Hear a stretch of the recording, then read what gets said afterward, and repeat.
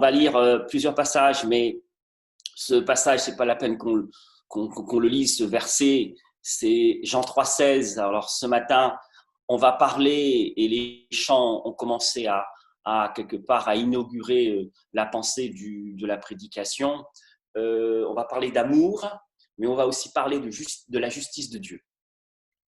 Et ce verset de Jean, lorsque Jésus parlait à Nicodème, il dira à Nicodème, Dieu a tant aimé le monde qu'il a donné son Fils unique, afin que quiconque croit en lui ne périsse point, mais qu'il ait la vie éternelle.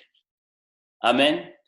Et des grands prédicateurs ont pu dire en ce verset, tout l'évangile est résumé. C'est vrai que Dieu nous a tant aimés qu'il a donné ce qu'il avait de plus cher, son Fils unique.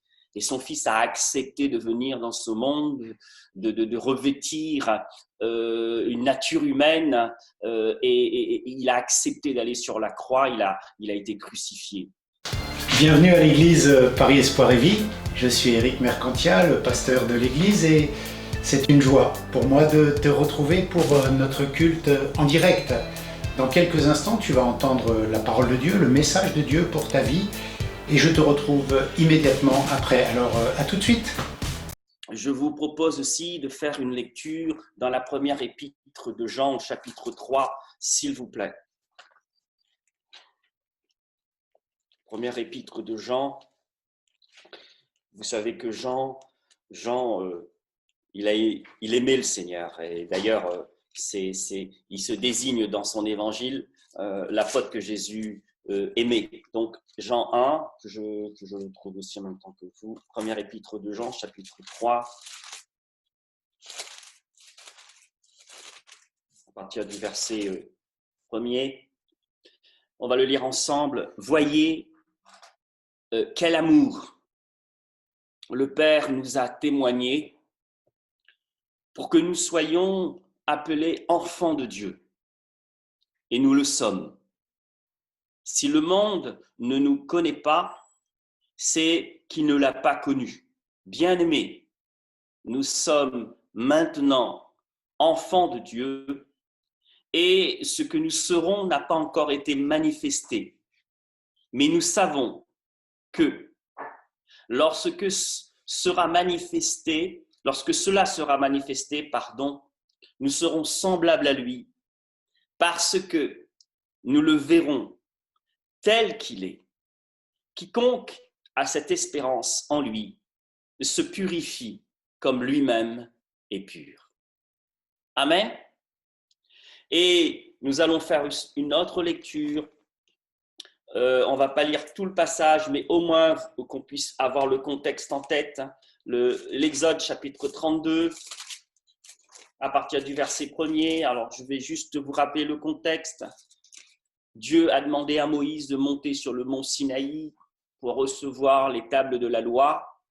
Et il a passé 40 jours et 40 nuits dans la présence de Dieu. Bon, c'est quelque chose de surnaturel. Quand on est dans la présence de Dieu, Dieu pourvoit tous nos besoins. On n'a rien d'autre besoin que de sa présence. Et le peuple s'impatiente. Et nous lisons à partir du verset 1er, le peuple, voyant que Moïse tardait à descendre de la montagne, s'assembla autour d'Aaron et lui dit, allons, fais-nous un Dieu qui marche devant nous, car ce Moïse, cet homme qui nous a fait sortir du pays d'Égypte, nous ne savons ce qu'il est devenu. Aaron leur dit, ôte les anneaux d'or qui sont aux oreilles de vos femmes, de vos fils et de vos filles, et apportez-les-moi. Et tous ôtèrent les anneaux d'or qui étaient à leurs oreilles, et ils apportèrent à Aaron, et les reçut de leurs mains.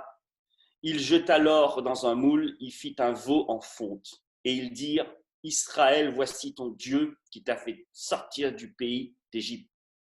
Lorsqu'Aaron vit cela, il bâtit un autel devant lui, et il s'écria, demain, il y aura fête en l'honneur de l'Éternel.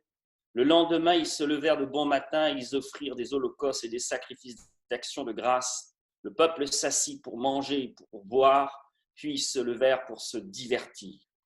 L'Éternel dit à Moïse, va, descends, car ton peuple que tu as fait sortir du pays d'Égypte s'est corrompu. Ils se sont promptement écartés de la voie que tu leur avais prescrite. Ils se sont fait un veau d'or en fonte, ils se sont prosternés devant lui et lui ont offert des sacrifices. Et ils ont dit, Israël, voici ton Dieu qui t'a fait sortir du pays d'Égypte. L'Éternel dit à Moïse, je vois que ce peuple est un peuple au cou raide. Maintenant, laisse-moi, ma colère va s'enflammer contre eux et je les consumerai. Mais de toi, je ferai une grande nation. Moïse implora l'Éternel, son Dieu, et dit, pourquoi, ô Éternel, ta colère s'enflammerait-elle contre ton peuple que tu as fait sortir du pays d'Égypte par une grande puissance et par une main forte? Pourquoi les Égyptiens, diraient-ils, c'est pour leur malheur qu'il les a fait sortir, c'est pour les tuer dans les montagnes et pour les exterminer de dessus la terre. Reviens de l'ardeur de ta colère et repens-toi du mal que tu veux faire à ton peuple. Souviens-toi d'Abraham, d'Isaac et d'Israël, c'est-à-dire Jacob, tes serviteurs auxquels tu as dit en jurant par toi-même, je multiplierai ta postérité comme les étoiles du ciel. Je donnerai à vos descendants tout ce pays dont j'ai parlé et ils posséderont à jamais. Et l'Éternel se repentit du mal qu'il avait déclaré vouloir faire à son peuple. Après, dans la prédication, on verra la suite de ce qui s'est passé. On va incliner, j'aime à dire, c'est vrai qu'on incline nos têtes, mais j'aime à dire, moi, on va incliner nos cœurs devant la face de l'Éternel et prier pour que le Seigneur ouvre nos yeux pour que nous comprenions. Seigneur, à qui rions-nous? Tu as les paroles de la vie éternelle, comme a pu le dire Pierre, et cette révélation vient de toi. Nous sommes au temps de la grâce. Christ est mort sur la croix. Il est mort, mais ressuscité, glorifié. Il est assis à la droite du Père. Il règne, il règne. Toute autorité lui a été donnée sur la terre et dans le ciel. Un jour, Seigneur, tout homme, toute femme qui aura existé et qui ont existé paraîtront devant le tribunal de Christ. Alors ce matin, Seigneur, merci pour ton amour, mais merci aussi pour ta justice. Parce que Seigneur, tout est parfait en toi.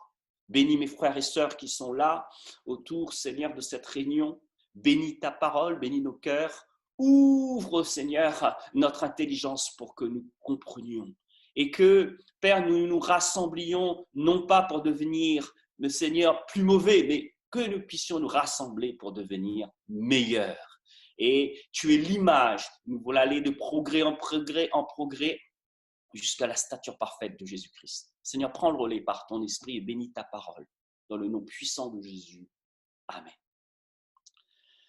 J'ai changé les prénoms, mais ce que je vais vous dire en introduction est une histoire qui est vraie. Alors, Xavier, j'ai nommé un comme ça, aimerait poser une question, car il réalise son ignorance. Il ne parvient pas à comprendre pourquoi un Dieu d'amour permet-il que des gens aillent en enfer. En effet, son père vient juste de mourir. Depuis que Xavier a rencontré le Seigneur, il n'a eu de cesse de témoigner de sa foi à sa famille, mais en vain, ils ne l'ont pas vraiment écouté. Au plus profond de lui-même, la confusion règne. Les sentiments prennent le dessus parce qu'il aimait beaucoup son père. Et il espère vivement que son père soit sauvé en ayant fait le bon choix à l'instar du brigand sur la croix. D'autant plus que de ce qu'il sait de son père en a fait que du bien, d'après ce qu'il a comme information. Suite au décès, il a bien fait des rêves rassurants, mais le doute persiste. En proie à la confusion, il s'est même surpris en train de remettre en cause son engagement au Seigneur s'il n'avait pas la certitude du salut de son père. Frères et sœurs, que répondriez-vous à Xavier s'il se confiait à vous? Alors, je vous propose de le faire à la lumière de l'Écriture. En effet, Xavier a raison. L'Écriture affirme que Dieu est amour. 1 Jean, première épître de Jean, chapitre 4, verset 8. Dieu aime et Dieu est amour. D'ailleurs, il a prouvé son amour à la croix du Calvaire en donnant ce qu'il avait de plus cher, son Fils unique. Mais cet amour est loin d'être un amour bienveillant à l'égard du péché. Et ce n'est pas un amour permissif. La Bible affirme aussi que l'Éternel est un Dieu juste. Et la justice de Dieu est cet attribut qui le conduit à toujours faire ce qui est juste et bien. Et nous sommes tous d'accord pour dire que la justice est une bonne chose. Sans justice, ce monde serait un lieu inhabitable.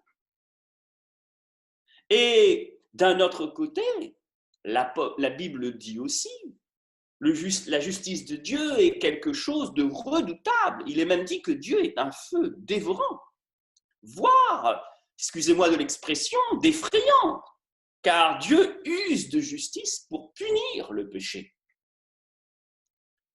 Si tel est l'effet de la justice, comment peut-elle s'accorder avec son amour? L'amour ne peut-il pas l'emporter sur sa justice? Certains aimeraient bien. Comment ces deux attitudes, ces deux notions peuvent être réconciliées? Bref, comment comprendre que ce Dieu qui est amour puisse laisser des êtres humains aller en enfer?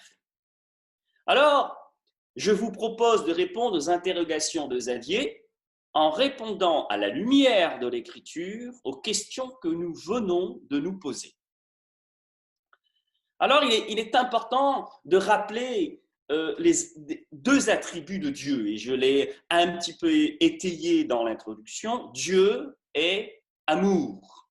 L'apôtre Jean, dans sa première épître, proclame que Dieu est amour.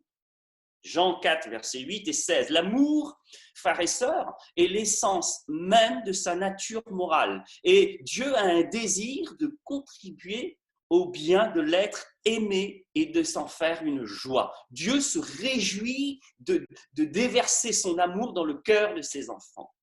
Et l'amour de Dieu est éternel, car Dieu est éternel. Cet amour, frères et sœurs, il l'a prouvé.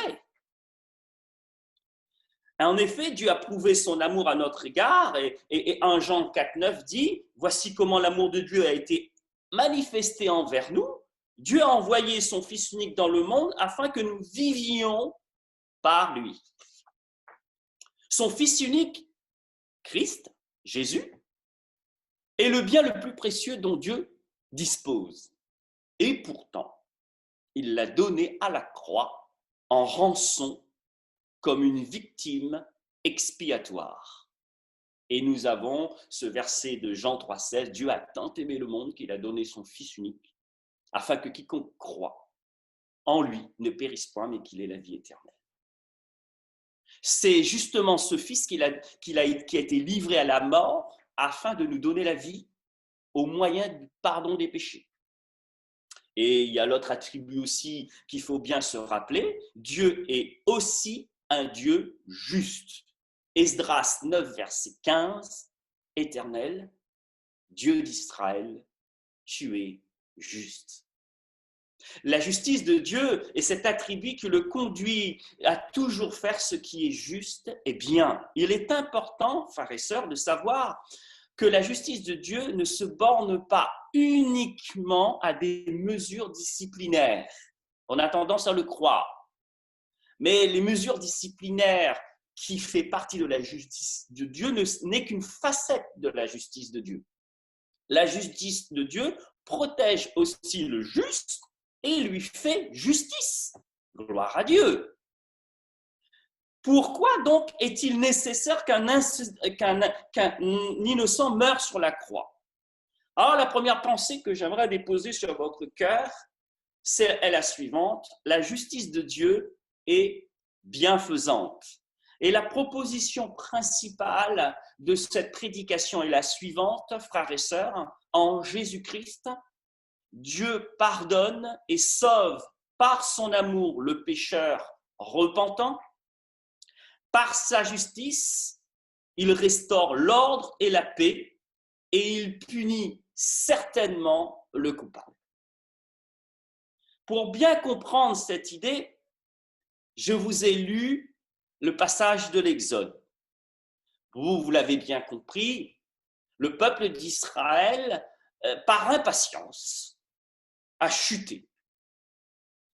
Et lors de leur séjour au pied du mont Sinaï, ils ont fait un veau d'or.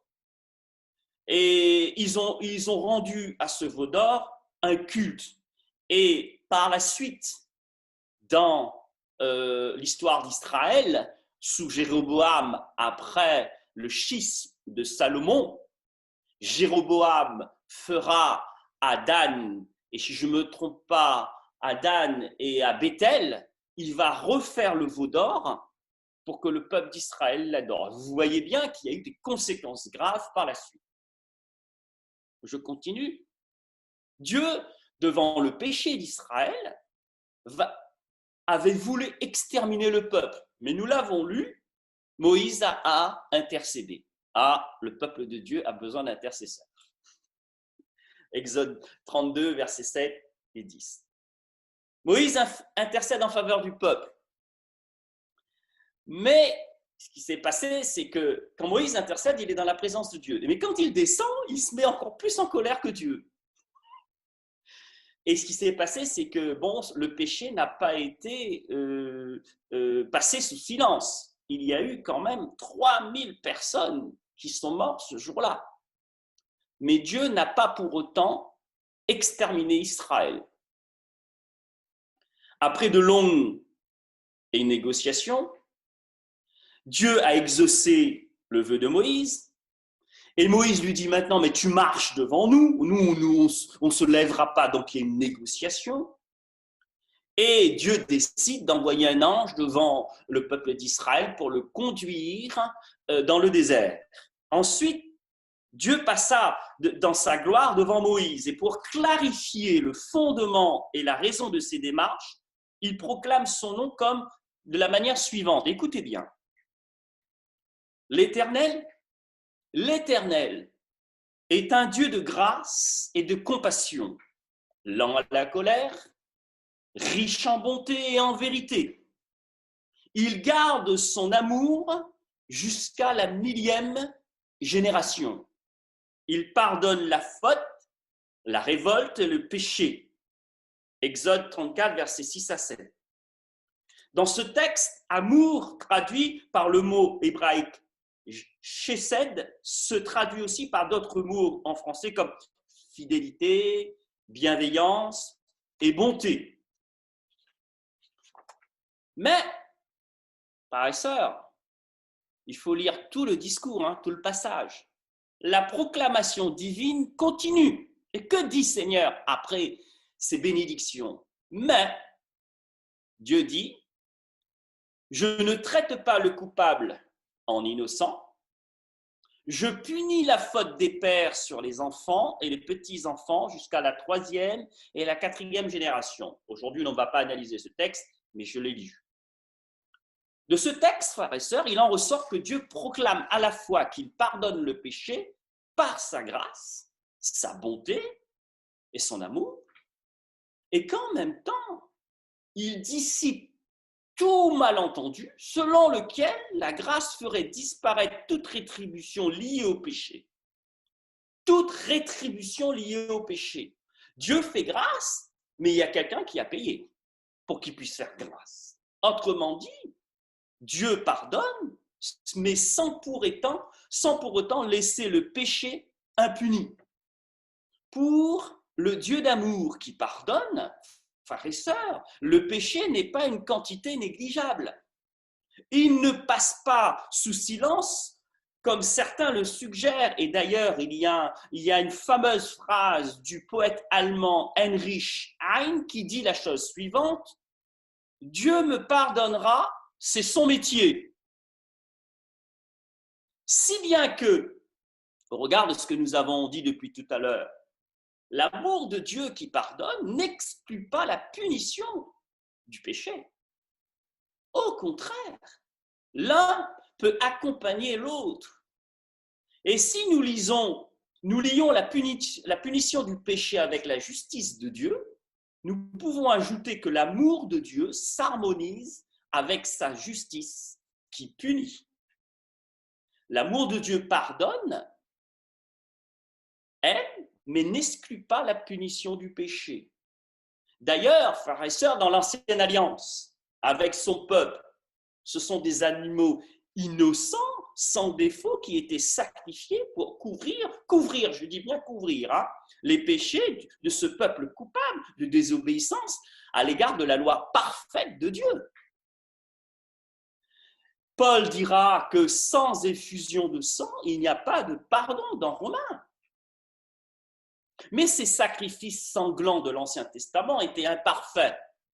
Seul le sacrifice accompli par Christ à la croix est parfait et a permis d'apaiser la colère de Dieu face au péché. Ésaïe 59, verset 1 dit la chose suivante: Non, la main de l'Éternel n'est pas trop courte pour sauver, ni son oreille trop dure pour entendre, mais ce sont vos crimes qui mettent une séparation entre vous et votre Dieu.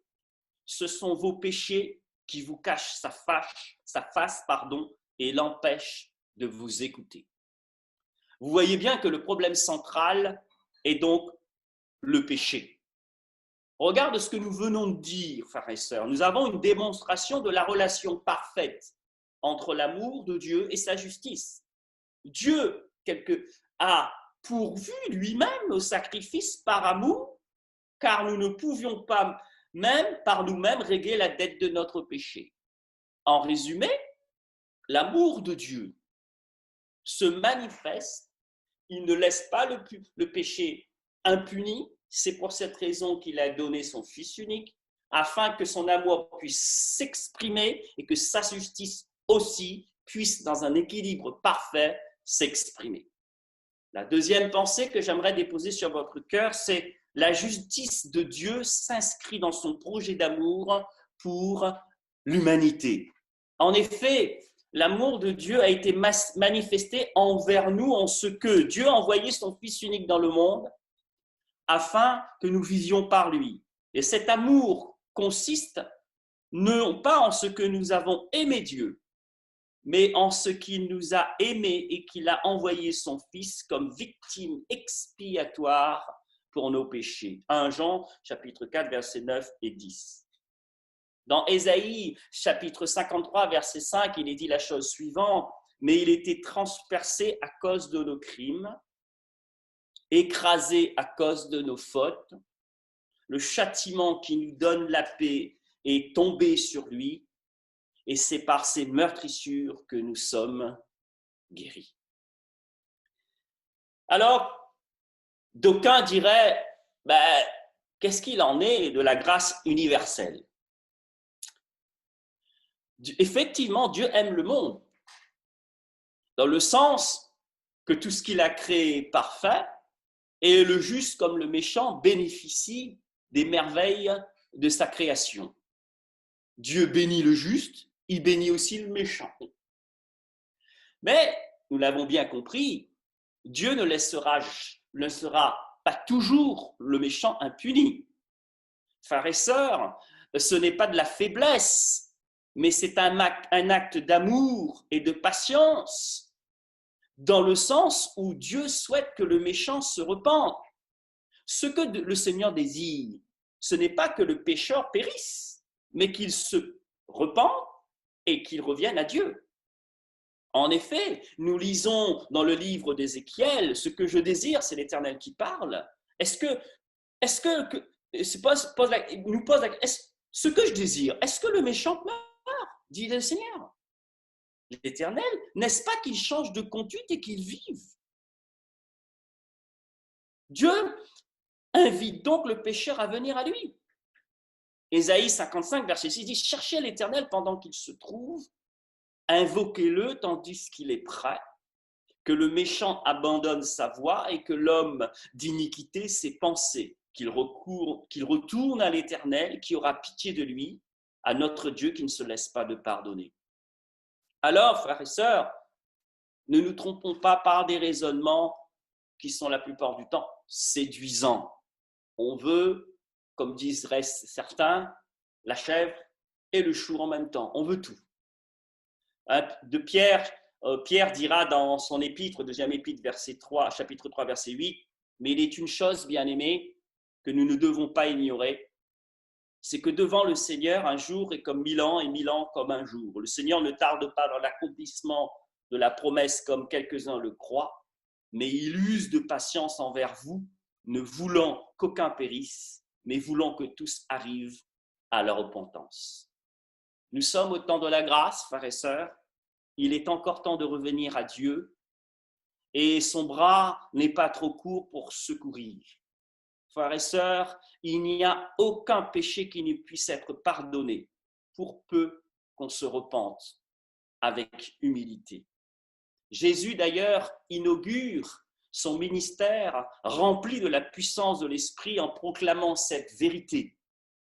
L'Esprit du Seigneur est sur moi, parce qu'il m'a oint pour annoncer une bonne nouvelle aux pauvres.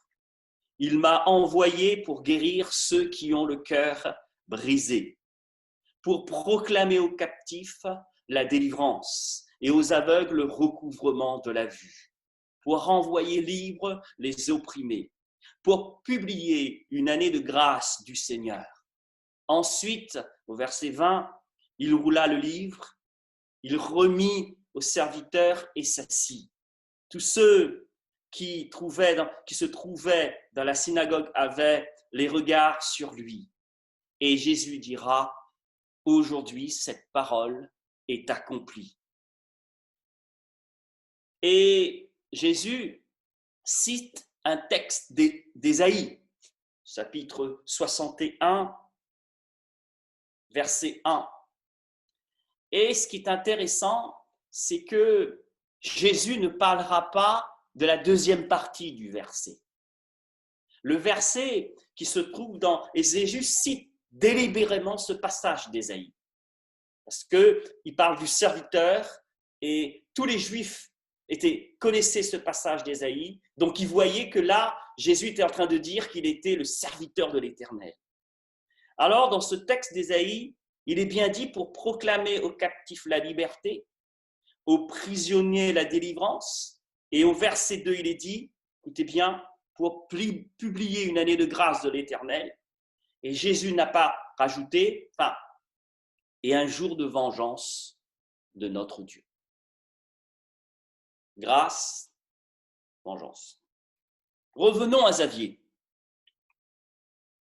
Celui qui bénéficie du salut, il faut qu'on essaye de répondre aux questions de Xavier, vous êtes d'accord avec moi?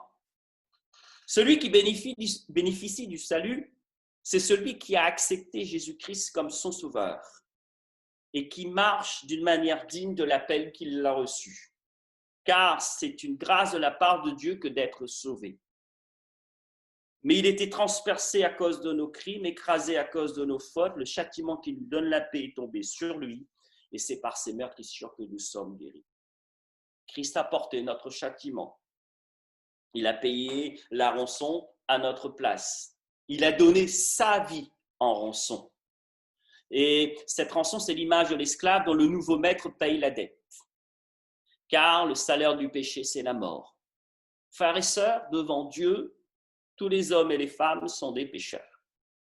Nous sommes justifiés par la grâce de Dieu, par le moyen de la foi en Jésus-Christ, qui a été le sacrifice expiatoire pour le pardon de nos péchés. Alors, pour continuer à répondre aux questions de Xavier, qu'en est-il de son père?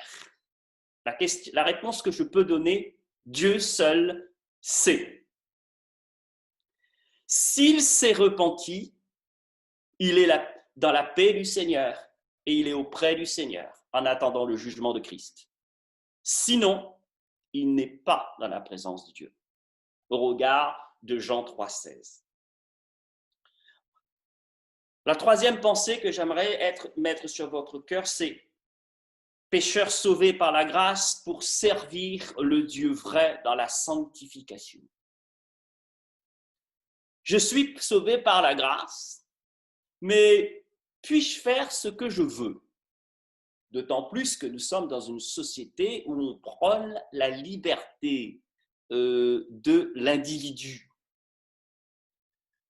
En effet, certaines personnes prétextent qu'ils sont libres en Jésus. Et effectivement, frères et sœurs, quand nous sommes venus à Jésus, Christ nous a libérés du pouvoir du péché. Amen. Alors, pouvons-nous pour autant faire n'importe quoi? Est-ce que cette liberté est sans règle? Alors, c'est Paul qui nous aide à répondre à cette question. Romains 6, verset 15. Quoi donc? Pécherions-nous parce que nous sommes non sous la loi mais sous la grâce? Loin de là.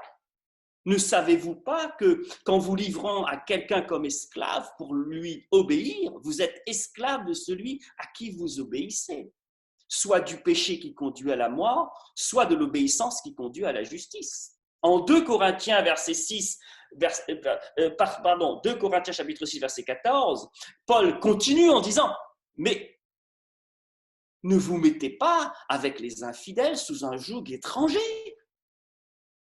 Car quel rapport y a-t-il entre la justice et l'iniquité? Ou qu'y a-t-il de commun entre la lumière et les ténèbres? Quel accord y a-t-il entre Christ et Bélial? Ou quelle part a le fidèle avec l'infidèle? Et j'ai rajouté quelque part, moi, Proverbe verset 16, chapitre 26, Proverbe 26, verset 11. Frères et sœurs, lorsque nous sommes venus à Jésus, nous avons été libérés de certains péchés. Nous avons été libérés de choses qui n'étaient pas la gloire de Dieu.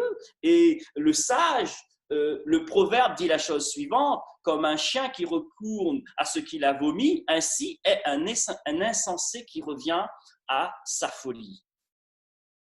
Par sa grâce, Dieu nous donne, par la puissance de son Esprit Saint et par la grâce abondante qui se trouve en son Fils Jésus-Christ, la capacité, frères et sœurs, de marcher d'une manière digne de l'appel qu'il nous a adressé.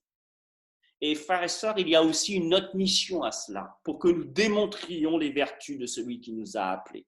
Effectivement, frères et sœurs, nous sommes sauvés et nous sommes appelés à marcher dans la sanctification. Nous sommes appelés à démontrer les vertus de notre Père, qui, on parle de l'amour, nous sommes appelés à, par nos actes, démontrer l'amour de Dieu, par notre témoignage aussi, démontrer la justice.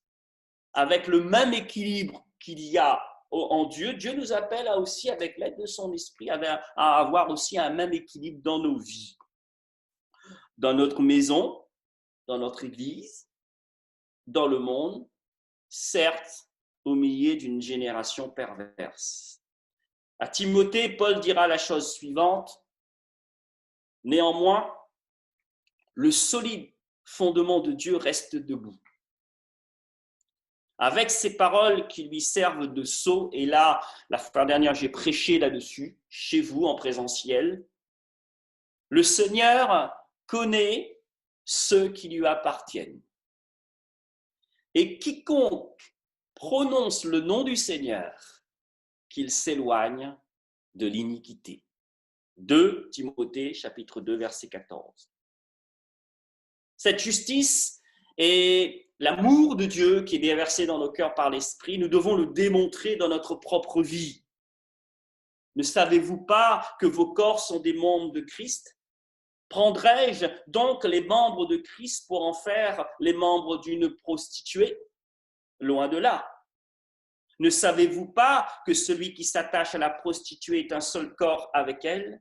Car, est-il dit, les deux deviendraient une seule chair. Et j'aimerais juste attirer votre attention là-dessus, c'est que pour quelle raison Paul a été obligé de dire cela? Parce qu'au sein de l'église de Corinthe, il y avait une philosophie qui circulait en disant, pour Dieu, seul notre esprit et notre âme sont des choses précieuses. comme la matière est mauvaise, donc la matière ne sert à rien. Donc, qu'est-ce que le Corinthien se trompait par le raisonnement suivant, en disant, moi, je vais consacrer mon esprit et mon âme pour servir l'Éternel, mais avec mon corps, comme c'est quelque chose de mauvais, je peux faire ce que je veux. Donc, il y avait au sein des églises des chrétiens qui allaient voir des prostituées. Et puis Paul dit, mais non, nous servons l'Éternel avec notre corps, notre âme et notre esprit. Et Christ a servi son Père sur la croix avec son corps a été crucifié. Son âme a souffert et il a remis son esprit dans les mains du Père. Nous sommes appelés, frères et sœurs, et là, il faut que ce soit clair, à servir l'Éternel avec notre corps, notre âme et notre esprit. D'ailleurs, pour être évident avec vous, quand vous allez à l'église, vous êtes obligé de servir de vos 2 pieds pour y aller. Ça, c'est logique. Alors, revenons à Xavier. Si à cause de la mort de son père, Xavier décide d'abandonner la foi en son sauveur et de se retirer de la protection de Christ, qu'adviendra-t-il de lui? Alors, j'aimerais là aussi lire un passage de Romains 8. Il n'y a donc maintenant aucune condamnation pour ceux qui sont en Jésus-Christ et ceux qui restent en Jésus-Christ. En effet, la loi de l'esprit de vie en Jésus-Christ m'a affranchi de la loi du péché et de la mort. Car ceux qui vivent selon la chair s'affectionnent aux choses de la chair, mais ceux qui vivent selon l'esprit s'affectionnent aux choses de l'esprit. Car l'affection de la chair, c'est la mort, mais l'affection de l'esprit, c'est la vie et la paix. C'est vrai que Xavier, il est un peu dans une confusion de sens. Il aime tellement son père qu'il n'est pas d'accord, quelque part. Par la puissance, frères et sœurs, de la loi de l'esprit, le péché ne doit plus régner dans nos vies. Et frères et sœurs, la vie spirituelle, ce n'est pas, la vie avec Dieu, ce n'est pas du sentimentalisme. On ne base pas nos décisions de chaque jour, et la parole de Dieu nous enjoint de ne pas le faire, sur nos sentiments. Nous basons nos vies sur la parole de Dieu et l'obéissance à la parole de Dieu. Et Paul dira, frères et sœurs, nous ne sommes plus redevables à la chair. Et ne vivons pas selon la chair, mais vivons selon l'esprit. C'est ce qu'on appelle la sanctification. Paul déclare à ses lecteurs qui ne vivent plus selon la chair, si du moins l'Esprit de Dieu et l'Esprit de Christ habitent en eux. Autrement, ils ne seraient pas chrétiens. Cet esprit donne la vie à notre esprit. Quand bien même le corps est voué à la mort à cause du péché, c'est l'esprit de celui qui a ressuscité Christ qui habite en nous, et cet esprit est puissant pour nous rendre la vie à nos corps, même si nous sommes morts avant la venue de Jésus. Certes, pour Xavier, le décès de son père l'affecte douloureusement et laisse un grand vide. Mais, frères et sœurs, je suis convaincu que Dieu est capable par son esprit de le consoler, car Dieu l'aime, d'un amour infini. Béni soit Dieu, le Père de notre Seigneur Jésus-Christ, le Père des miséricordes et le Dieu de toute consolation. 2 Corinthiens 1, chapitre 3. En revanche, si à cause de cette situation un peu douloureuse, Xavier lâche la main de Dieu, il est écrit que mon juste vivra par la foi. Mais s'il se retire, mon âme ne prend pas plaisir en lui. Nous ne sommes pas de ceux qui se retirent pour se perdre, mais de ceux qui ont la foi pour sauver leur âme. Et frères et sœurs, même, l'histoire le démontre, j'ai des témoignages personnels dans le sens où j'ai accompagné en tant que pasteur certaines personnes. La condition de ceux qui ont connu le Seigneur Jésus et qui, pour je ne sais pour quelle raison, abandonnent la foi, la condition de ces personnes-là sont pires que la condition qu'ils avaient avant de connaître Jésus. Parce que le malin ne va pas leur faire de cadeau. Donc, réfléchissez à 2 fois avant de prendre ce type de décision. Autre postulat important, frères et sœurs, Dieu est parfait. Et dans cette perfection, il y a un équilibre parfait entre tous ses attributs, entre son amour et sa justice. Autrement dit, l'amour de Dieu n'est pas un amour permissif.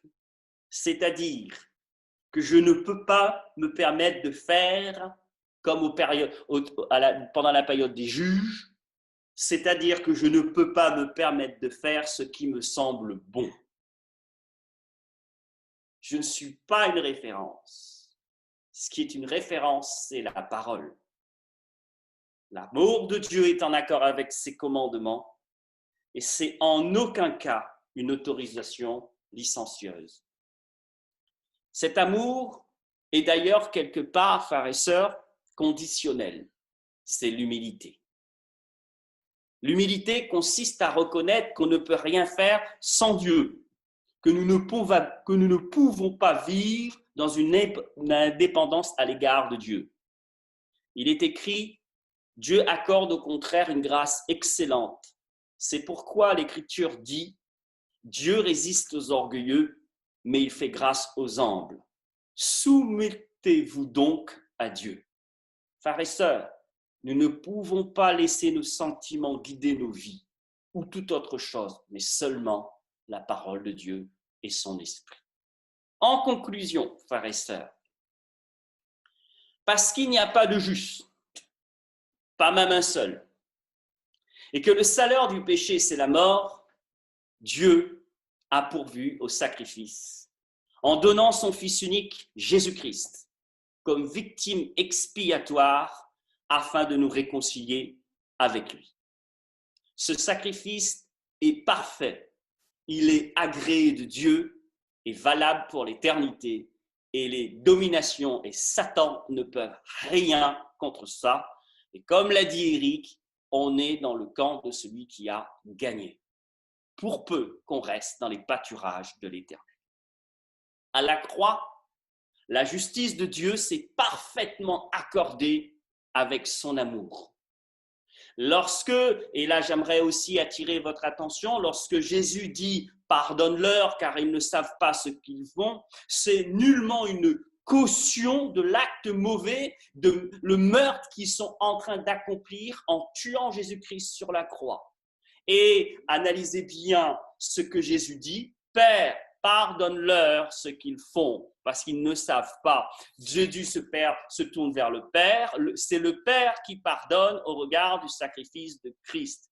Et qu'est-ce que Christ disait à ce moment-là? C'est que voilà, j'ai accompli le sacrifice pour qu'il soit pardonné. Mais il faut que ces personnes demandent pardon. S'ils ne demandent pas pardon, ils ne seront pas pardonnés. Et il n'y a que seul Dieu qui peut pardonner. Et le psalmiste va même beaucoup plus loin. « Seigneur, pardonne-moi les péchés que j'ignore. » Il n'y a donc pas de concurrence entre les différents attributs de Dieu. Et autre chose aussi, frères et sœurs, est-ce que la question qu'on pourrait se poser, et Xavier s'est posé tout à l'heure, on s'est posé, l'amour peut-il l'emporter sur sa justice? Alors, j'ai écrit quelque chose, je me permets de le lire. Effectivement, on peut se poser ce type de question. Mais pour un chrétien né de nouveau, ce n'est pas une bonne question. Nous devrions plutôt dire, Seigneur, je te remercie de ce que tu as eu pitié de moi et que dans ta grâce, tu m'as sauvé par la foi en ton Fils unique, Jésus-Christ, crucifié et ressuscité. Je sais que mon nom est inscrit dans le livre de vie. Je sais qu'un jour mes yeux te verront. Béni soit le Père, béni soit le Fils et béni soit le Saint-Esprit. Alors la question, comment ces deux attitudes, amour et justice, peuvent-elles être conciliées? La réponse est la croix. La croix de Christ. Comment comprendre que Dieu puisse laisser des êtres humains aller en enfer? Parce que le Dieu que nous adorons est un Dieu saint. Et ses yeux ne peuvent voir le péché. Et j'aimerais rappeler ce passage d'Ésaïe 59, 1. Non, frères et sœurs, la main de l'Éternel n'est pas trop courte pour sauver, ni son oreille trop dure pour entendre nos prières. Mais ce sont vos crimes qui mettent une séparation entre vous et Dieu. Ce sont vos péchés, ce sont mes péchés, ce sont nos péchés qui nous cachent sa face et l'empêchent de nous écouter. Donc, repentons-nous, demandons pardon, et il est juste et bon pour nous pardonner, et le sang de Jésus nous purifiera de toute iniquité. Et je terminerai par ces deux phrases. Si aujourd'hui vous entendez sa voix, n'endurcissez pas vos cœurs, mais soyez réconciliés avec Dieu. Alors, qu'adviendra-t-il de celui qui aura négligé un si grand salut? Il ira dans le lieu des regrets éternels, c'est-à-dire l'enfer. Mais, frères et sœurs, nous sommes au temps de la grâce. L'arche, les portes de l'arche de la grâce sont encore ouvertes. Et l'amour de Dieu ainsi que la grâce de Dieu coulent toujours de la croix. Et aujourd'hui, nous sommes appelés en tant qu'enfants de Dieu de prêcher l'amour de Dieu. Donc cette porte est encore ouverte. Empressons-nous d'y rentrer et de demeurer dans cet amour en marchant dans la sanctification. Alors nous pourrons ainsi démontrer les vertus de celui qui nous a appelés. Amen. On va incliner nos cœurs et, frères et sœurs, l'apôtre de Paul dira la chose suivante: ne vous conformez pas au siècle présent, mais soyez transformés par le renouvellement de l'intelligence, afin que vous puissiez discerner ce qui est bon, agréable et parfait pour Dieu. Voilà ma prière. On va incliner nos cœurs. Seigneur, que dire? Tu nous as fait grâce. Tu règnes. C'est vrai que nous vivons dans un monde, même si nous sommes confinés, nous vivons en France, nous n'avons pas de contraintes particulières, sinon, Seigneur, de rester chez nous, mais dans ta grâce, tu pourvois à tous nos besoins. Nous aurions peut-être tendance à oublier, à cause de ce confort, que tu es mort sur la croix pour nos péchés. Alors je t'en supplie, ô Dieu saint, par la puissance de ton esprit et par ta grâce, aide-nous à demeurer dans cet amour et à marcher dans tes voies. Renouvelle notre intelligence, parce que, Seigneur, nous voulons devenir meilleurs afin de porter du fruit à ta gloire. Pardonne-nous nos péchés et j'aimerais, comme Bartimée, te dire, Seigneur, aie pitié de nous. Garde-nous dans tes voies, continue à travailler dans nos cœurs, à renouveler notre intelligence, pour que nous puissions, ô Père, comme tu l'as pu le dire, au travers de la bouche de ton serviteur Paul, Seigneur, être une lettre, dégager ce doux parfum de Jésus-Christ. Merci, Seigneur, pour ce que tu as fait dans nos vies. Merci pour cet amour. Seigneur, cet amour, Seigneur, qui est infini Et je veux aussi te dire merci, Seigneur, pour ta justice. Parce que ta justice protège, tu nous protèges par ta justice du méchant. Seigneur, c'est vrai que le méchant se rit. Il est orgueilleux, comme a pu le dire Asaph. Seigneur, tout lui réussit. Mais Seigneur, nous avons une espérance. Nos yeux sont fixés sur toi. Et nous savons qu'à la fin, Seigneur, il n'y a pas d'avenir pour le méchant. Mais il y a un avenir éternel pour celui qui a accepté Jésus-Christ comme son sauveur. Et comme tu l'as dit, ô Seigneur Jésus, ce matin, nous voulons nous réjouir de ce que nos noms sont écrits dans le livre de vie. Et David dira, l'Éternel est mon berger et je ne manquerai de rien. Que tu sois béni, Seigneur. Et je veux ce matin honorer le Père, le Fils et le Saint-Esprit. Au nom de Jésus. Amen. Bon retour parmi nous. J'espère que tu as été béni par la parole de Dieu, que tu as vécu un instant de communion avec Dieu et je t'invite à aller encore plus loin. Avec le Seigneur, il y a tellement plus pour ta vie. Rejoins-nous, abonne-toi à la chaîne YouTube, visite notre page Facebook ou le site internet, c'est juste en dessous.